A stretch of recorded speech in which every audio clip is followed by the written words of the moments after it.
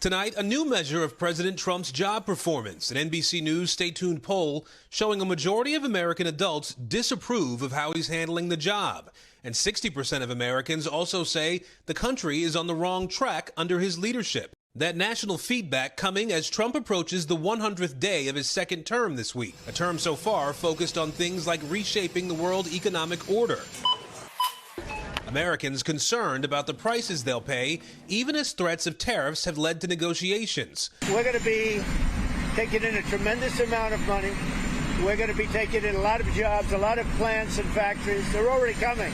Trump's Treasury Secretary backing his tariffs play. You're not going to tell the person on the other side of the negotiation where you're going to end up. But the administration refusing to confirm whether Trump has talked tariffs with the biggest U.S. competitor, China. I think that the Chinese will see that this high tariff level is unsustainable for their business. What? Despite a campaign promise to end the war in Ukraine on day one, which the president now says was an exaggeration, Secretary of State Marco Rubio suggesting a peace deal may be at an impasse. We have to make a determination about whether this is an endeavor that we want to continue to be involved in. This after President Trump's face-to-face on Saturday with Volodymyr Zelensky.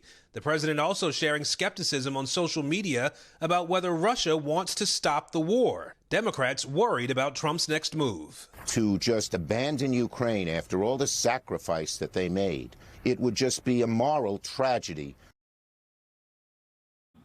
Aaron Gilchrist is near the president's home in New Jersey. And Aaron, late tonight, President Trump still sounded somewhat hopeful Ukraine may make concessions.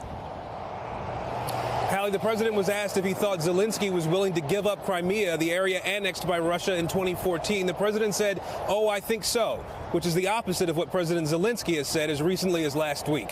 Hallie? Aaron Gilchrist in New Jersey, thank you. Let's bring in Steve Kornacki for a closer look at the numbers at the big board. And Steve, how does this all break down when you look at specific issues? Yeah, Hallie, we can see Trump's overall approval of 45%, but what really is dragging him down, it's right here. It's inflation, the cost of living. Obviously, one of the issues, arguably, he was elected on, 40% approval. And the tariffs and trade, 39% approval right there. Where's he doing a little bit better? You can see here, it's on some of the more cultural fronts. His executive order on DEI, 44% approval, and border and immigration, it's almost 50-50 right there. But these two issues right here, Hallie, really dragging the president down.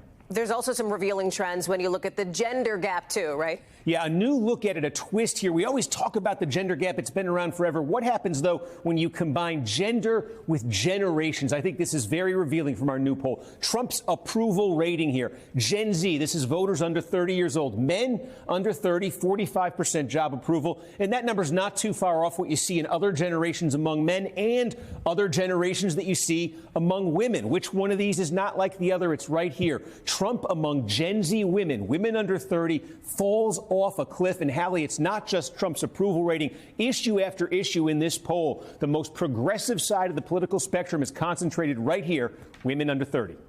Thanks for watching. Stay updated about breaking news and top stories on the NBC News app or follow us on social media.